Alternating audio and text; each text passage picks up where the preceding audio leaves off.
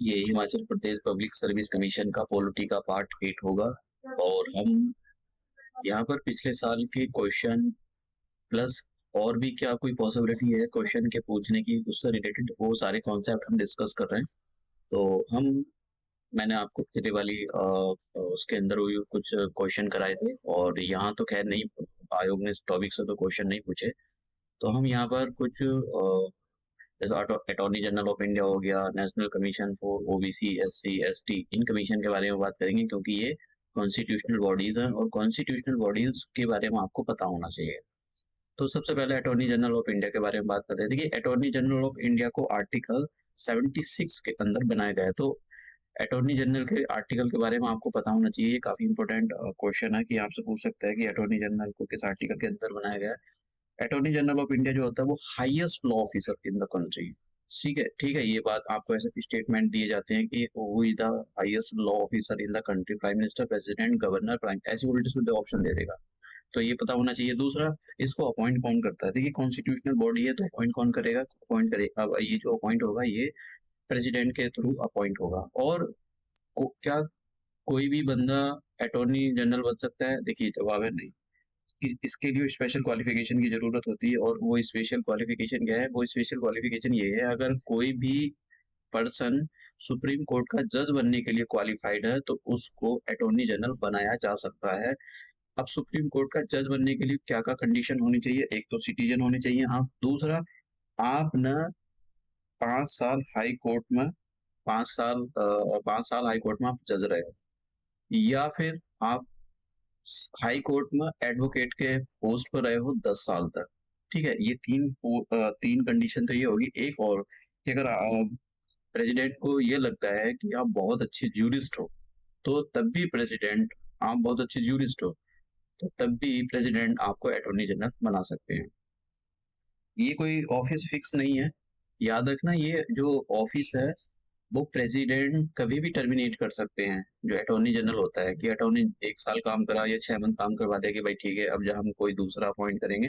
तो attorney general की जो पोस्ट होती है वो होल्ड करती है at the pleasure of the president. At the pleasure of the president का मतलब ये होता है कि प्रेसिडेंट उसको कभी भी हटा सकते हैं। ठीक है, ऐसा नहीं कि लोकसभा में कोई रेजोल्यूशन पास किया जाएगा, राज्यसभा में ऐसा कुछ नहीं होता। प्रेसिडेंट उसको कभी भी हटा सकते हैं और इसमें अपोजिशन पार्टी कुछ नहीं कह सकती है। ठीक है, तो ये बात याद रखना यहाँ पर, ये बहुत जरूरी है। कभी आपसे ऐसा बोलने लगे कि जो अटॉर्नी जनरल है उसका जो टेन्योर होता है वो 5 साल होता है, उसकी जो 65 साल एज हो जाए, तो ऐसे ये सब आराम से आप ऑप्शन दे सकता है आयोग। अब हम बात करते हैं कि ये बहुत जरूरी है कि आपको ये बताना हो कि जो फर्स्ट अटॉर्नी जनरल कौन था। देखिए, मोतीलाल चिमिनलाल सेतलवाद ये पहले अटॉर्नी जनरल रहे इंडिया के और इनके नाम 3 खिताब हैं। एक कौन सा? एक तो first and longest serving attorney general of India, सबसे लंबे सर्विंग अटॉर्नी जनरल ये रहे हैं। दूसरे, फर्स्ट लॉ कमीशन जो बना था इंडिया के अंदर भारत के आजाद होने के बाद, उसके चेयरमैन भी थी ये थे। तो दूसरा किताब हो गया। तीसरा इनके नाम है कि ये फर्स्ट चेयरमैन थे बार काउंसिल ऑफ इंडिया के। तो इसलिए बहुत जरूरी है। चाहे Himachal Pradesh public service commission में ये क्वेश्चन ना पूछा गया हो, लेकिन दूसरे कमीशन में ये क्वेश्चन काफी बार पूछा गया है। और जो करंटली सर्विंग है इस टाइम, अगर पूछा जाए कि भाई अटॉर्नी जनरल, वैसे कम चांस है करंट का क्योंकि ये बदलते रहते हैं ना बहुत जल्दी, तो हो सकता है कम चांस है, लेकिन पूछ भी सकता है आयोग। भैया पूछे हैं क्वेश्चन उसने। तो वेंकटा रमनी नाम याद रखना है। जो वेंकटा रमनी जो है करंट अटॉर्नी जनरल, ये 14वें नंबर के हैं। ठीक है, तो ये अटॉर्नी जनरल होगी। अब हम देख लेते हैं स्टेट लेवल पर। तो स्टेट लेवल पर एडवोकेट जनरल ऑफ स्टेट होते हैं और advocate general of the state जो होते हैं ये आर्टिकल 165 के अंडर इनको बनाया गया है। जैसा मैंने कहा कि अटॉर्नी जनरल जो होते हैं, एजी जो होता है वो इंडिया का फर्स्ट लॉ ऑफिसर होता है, लेकिन स्टेट का फर्स्ट लॉ ऑफिसर कौन होता है? ये हाईएस्ट लॉ ऑफिसर ये होता है हमारे पास advocate general of that particular state. ये इनको कौन अपॉइंट करता है? देखिए, इनको गवर्नर अपॉइंट करते हैं और सेम प्रोसीजर रहेगा इनका अपॉइंट करने का। गवर्नर अपॉइंट करते हैं, गवर्नर इनको कभी भी हटा सकते हैं। क्या हर किसी को एडवोकेट जनरल बनाया जा सकता है? देखिए, एडवोकेट जनरल हर किसी को नहीं बनाया जा सकता। अगर आप हाई कोर्ट का जज बनने के लिए क्वालिफाइड हो तभी आपको ये बनाया जा सकता है। और हाई कोर्ट का जज बनने के लिए कंडीशन क्या है कि आप सिटीजन होने चाहिए, पहली बात तो।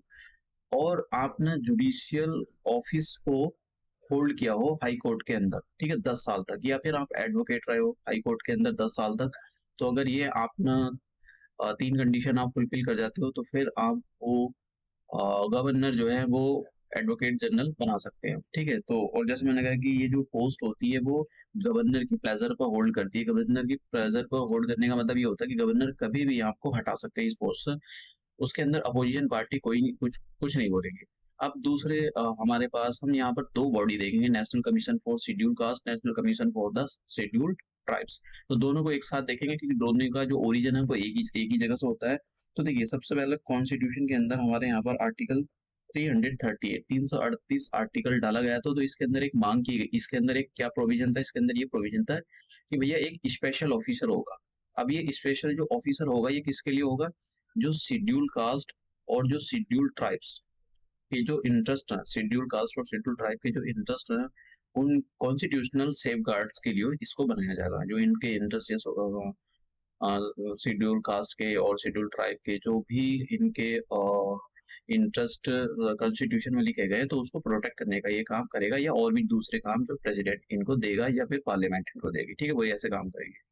फिर उसके बाद में अब इसको ये बात याद रख लेना कि भैया इनको अपॉइंट जो करते हैं क्योंकि एक कॉन्स्टिट्यूशनल बॉडी है national commission for schedule caste और शेड्यूल ट्राइब, तो इनको प्रेसिडेंट इनको अपॉइंट करते हैं। फिर 1978 के अंदर भारत सरकार ने क्या किया, एक रेजोल्यूशन पास किया। उस रेजोल्यूशन के अंदर एक मल्टी मेंबर बॉडी बनाई गई, ठीक है। देखिए यहाँ पर क्या है, सिंगल स्पेशल ऑफिसर चल रहा है SC एंड ST के लिए, ठीक है, इनके कॉन्स्टिट्यूशनल सेफगार्ड के लिए साथ साथ चल रहा है।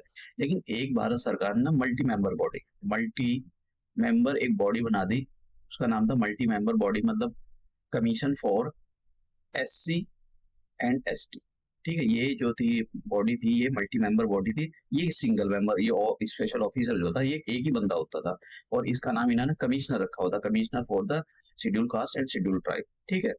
1978 में भारत सरकार ने ये नई बॉडी बना दी, मल्टी मेंबर बॉडी थी, लेकिन इनको कॉन्स्टिट्यूशन या किसी पार्लियामेंट के लॉ से इसको पावर नहीं मिली हुई थी, बस एक रेजोल्यूशन पास करके बना दी। उसके बाद में क्या हुआ, देखिए 78 था, अब 87 में भारत सरकार ने क्या किया, एक नया रेजोल्यूशन लाए और इसका जो ये जो बॉडी बनाई थी इन्होंने मल्टी मेंबर बॉडी बनाई थी, multi member body for the schedule caste and the schedule tribe, इसका नाम चेंज कर दिया नेशनल कमीशन। इसका नाम चेंज कर यहाँ पर 1987 के अंदर इसका नाम चेंज करके रखे ना नेशनल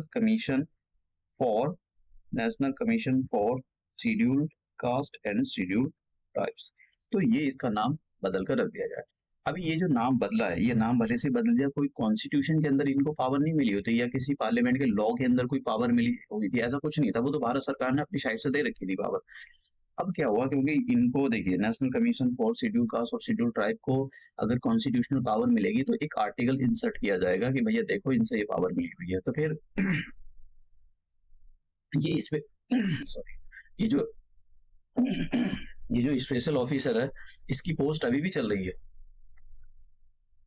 ये जो स्पेशल ऑफिसर है, सिंगल मेंबर है जिसको कमिश्नर बोला गया था, इसकी पोस्ट अभी भी पैरेलल चल रही है। तो भारत सरकार ने देखिए भारत सरकार एक एक्ट कॉन्स्टिट्यूशनल अमेंडमेंट एक्ट लाती है 1990 में, ये था 65 कॉन्स्टिट्यूशनल अमेंडमेंट एक्ट। तो इसके अंदर क्या है, इसके अंदर ये जो इन्होंने 1987 में मल्टी मेंबर बॉडी बना दी और का नाम भी चेंज कर दिया था national commission for the schedule caste और शेड्यूल ट्राइब, इसको कॉन्स्टिट्यूशन का दर्जा दे दिया गया। और ये जो सिंगल पोस्ट चल रही थी स्पेशल ऑफिसर की फॉर शेड्यूल कास्ट और शेड्यूल ट्राइब, जिसको एक कमिश्नर फॉर शेड्यूल कास्ट और शेड्यूल ट्राइब भी बोलते थे, उसको इसके अंदर मर्ज कर दिया। तो अब क्या हो गया, एक नेशनल कमीशन बन गया और उसको कॉन्स्टिट्यूशनल दर्जा भी मिल गया, ठीक है। तो कब मिला था, 1990 के अंदर 65 कॉन्स्टिट्यूशनल अमेंडमेंट एक्ट था और 1990 साल था। तो अब देखिए क्या है, शेड्यूल कास्ट और शेड्यूल ट्राइब के लिए दोनों के लिए एक ही कमीशन है, लेकिन क्योंकि शेड्यूल कास्ट और शेड्यूल ट्राइब की जो प्रॉब्लम है वो दोनों की अलग अलग है और भारत सरकार को ये रियलाइज हुआ 2013 में। तो भारत सरकार ने क्या किया कि 89 कॉन्स्टिट्यूशनल अमेंडमेंट एक्ट लाई और इन्होंने क्या किया कि एक आर्टिकल इंसर्ट कर दिया और कॉन्स्टिट्यूशन के अंदर आर्टिकल 338A, इसके अंदर एक नया कमीशन बनाया और ये जो कमीशन था, मतलब देखो हो क्या रहा है, मैं एक सेकंड पेज ले लेता हूँ कि दोनों के लिए एक ही कमीशन है। ये बहुत जरूरी है कि इसको आप समझो, दोनों के लिए एक ही कमीशन है। लिखने के यहाँ पर क्या हुआ कि दोनों के लिए एक ही कमीशन है। 1990 के अंदर क्या हुआ, दोनों के लिए एक ही कमीशन है। ये जो 65 कॉन्स्टिट्यूशनल अमेंडमेंट एक्ट आया था, national commission for scheduled caste and scheduled tribe. लेकिन 89 कॉन्स्टिट्यूशनल अमेंडमेंट एक्ट जो आया 2023 के अंदर, तो इन्होंने सेपरेट कर दिया ये नेशनल कमीशन फॉर एसटी और national commission for SC. Schedule caste और शेड्यूल ट्राइब के लिए दोनों के लिए अलग अलग नेशनल कमीशन बना दिए गए। तो आपको मतलब ये पता होना चाहिए, वो मैच द फॉलोइंग कुछ करवा सकता है, कुछ भी करवा सकता है। तो आपको ये पता होना चाहिए कि भैया किसके लिए कौन सा कमीशन बनाया गया था। और जैसे मैंने कहा, ये जो 89 कॉन्स्टिट्यूशनल अमेंडमेंट एक्ट आया था, इसके अंदर एक आर्टिकल 338 ए ऐड किया गया, 338 ए। और इसके अंदर जो कमीशन बना था वो बना था national commission for scheduled tribe. और जो आर्टिकल 338 था, इसके अंदर कौन सा कमीशन रहेगा, national commission for the schedule caste. तो इसके अंदर एससी के लिए और इसके अंदर एसटी के लिए, क्योंकि दोनों की प्रॉब्लम अलग अलग है। अब देखिए इनको कौन अपॉइंट करता है, मैंने कहा गवर्नर अपॉइंट करता है, जैसे पहले बताया। और ये 3 साल के लिए ऑफिस होल्ड करते हैं। तो कुछ यहाँ पर याद रख लेना अगर ऐसा कुछ पूछ लेता है।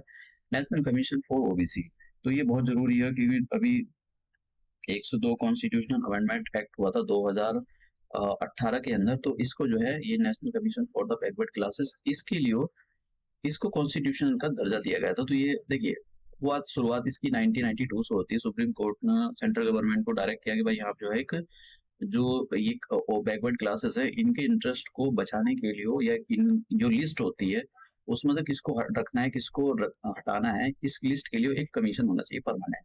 तो 1992 में सुप्रीम कोर्ट ने डायरेक्ट किया सेंट्रल गवर्नमेंट को, और सेंट्रल गवर्नमेंट ने सुप्रीम कोर्ट की बात मानी। 1993 में ये कमीशन बनेगा, national commission for the backward classes. लेकिन ये उस टाइम पर कोई कॉन्स्टिट्यूशनल बॉडी नहीं थी कि कॉन्स्टिट्यूशन के अंदर कोई आर्टिकल लिखा है और उस आर्टिकल में बोला है कि फलाना के लिए ये बॉडी होगी, कि बैकवर्ड क्लासेस के लिए कोई एक बॉडी होगी, कमीशन होगा। ऐसा कोई प्रावधान नहीं था। फिर उसके बाद में 102 कॉन्स्टिट्यूशनल अमेंडमेंट आया 2018 में। तो इन्होंने एक आर्टिकल इंसर्ट किया, आर्टिकल 338 बी। और इसके अंदर बोला कि भैया ये जो नेशनल कमीशन है और बैकवर्ड क्लासेस, इसको हम कॉन्स्टिट्यूशन का दर्जा देते हैं। कौन अपॉइंट करेगा, प्रेसिडेंट अपॉइंट करेगा। बाकी सारों के लिए, सबके लिए एक ही जैसा क्राइटेरिया, अलग अलग करने की जरूरत नहीं है। 3 साल के लिए वो ऑफिस होल्ड करेंगे। तो अपॉइंट कौन करता है ये बहुत जरूरी होता है। और हाँ, एक और बात याद रख लेनी, 5 लोग होते हैं, बहुत कम क्वेश्चन होता है। एक तो चेयरमैन हो गया, एक वाइस चेयरमैन हो गया, और 3 लोग और होते हैं। तो तीनों, ये 5 लोग हो गए। तो कौन इसको मैंने अपॉइंट करेगा, अपॉइंट हो गई है प्रेसिडेंट के थ्रू। तो ये हमारा आज का लेक्चर था। और आज कोई क्वेश्चन तो नहीं पूछा, लेकिन मैच द फॉलोइंग करा सकता है आर्टिकल देखो, क्योंकि ये भी रिसेंटली डेवलपमेंट हुआ है नेशनल, उसका 338 बी ये भी आया है आर्टिकल 102 कॉन्स्टिट्यूशनल अमेंडमेंट एक्ट के अंदर। तो ये आयोग पूछ सकते हैं। हालांकि मैंने पीछे वाले लेक्चरों में आपको बताया भी था कि मैंने कुछ अमेंडमेंट बताए थे कि भैया उनसे क्वेश्चन काफी इंपॉर्टेंट है कि इस साल क्वेश्चन आए एग्जाम में। तो हम अपना लेक्चर यही समाप्त करते हैं, मिलते हैं नए लेक्चर में।